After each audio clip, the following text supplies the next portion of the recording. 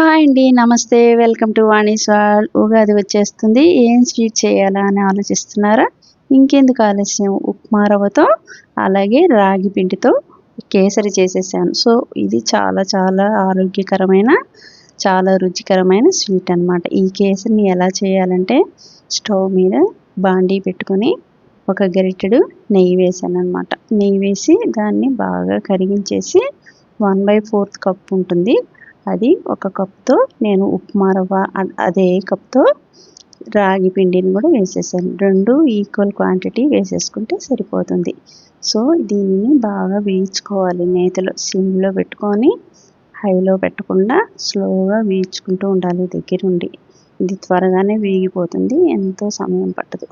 So, బాగా వేయిస్తూ అలా ఉన్నప్పుడే మనము జీడిపప్పు, కిస్మిస్ కూడా వేసేసుకుంటే అవి కూడా కలిపి వేయించేయచ్చు. సపరేట్గా అవసరం లేదు. సో, 2 వేగుతూ ఉండగానే మనం వేడి నీళ్ళని కూడా పక్కన రెడీ చేసుకోవాలి. ఇదంతా ఒక చిన్న గ్లాసుడు మెజర్మెంట్ అయితే ఈ పిండిలు 2 వాటర్ కూడా దానికి 3 వాటర్ పోసుకోవాలి. సో, 3 కప్స్ వాటర్ నేను రెడీగా పెట్టుకున్నాను కదా. సో, ఒక 3 మినిట్స్ అవ్వగానే బాగా మంచి స్మెల్ చూడండి. డ్రై ఫ్రూట్స్ బాగా వేగాయి కదా, అంటే పిండి కూడా బాగా వేగిందనమాట.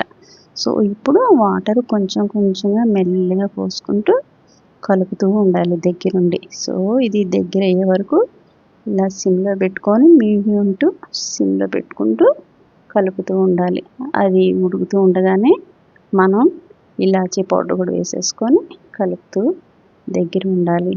అలాగే అదే మెజర్మెంట్ కప్స్తో నేను 2 కప్స్ పంచదార వేసాను అన్నమాట. కొంచెం వెల్తిగా వేసాను. స్వీట్ కావాలంటే ఇంకొంచెం వేసుకోవచ్చు, లేదంటే కొంచెం తగ్గించుకోవచ్చు.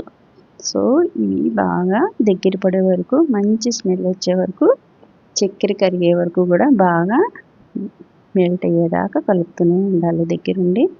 సో, మంచి స్మెల్ వస్తుంది చూడండి. ఇది హెల్త్కి చాలా మంచిది. ఏ అకేషన్ అయినా కూడా చాలా చాలా ఈజీగా క్విక్గా తయారు చేసుకునే రెసిపీ. సో, పండగలప్పుడు ఆరోగ్యానికి ఎంతో మంచిది కాబట్టి ఇది చేసుకుంటే చాలా బాగుంటుంది. మెయిన్ పిల్లలకి ఐరన్ డెఫినెట్లీ ఉన్న వాళ్ళకి ఇది కనుక ఇచ్చారంటే చాలా చాలా హెల్తీగా ఉంటుందన్నమాట. పిల్లలకి చాలా ఇష్టపడతారు. ఇలా రవ్వతో మిక్స్ చేశారంటే ఈ స్వీట్ చాలా బాగుంటుంది. సో, ఇది తప్పకుండా చేసి ఒకసారి ట్రై చేయండి. ఈ టేస్ట్ ఒక్కసారి తిన్నారంటే అస్సలు వదిలిపెట్ట, అంత స్మూత్గా బాగుంటుంది. మధ్యలో కొంచెం నెయ్యి వేసుకొని దించే ముందు అలా 1 మినిట్ మూత పెట్టి ఉంచేసేయండి. సో, ఇప్పుడు దగ్గర పడి ఎంత బాగా రెడీ అయిపోయింది చూడండి.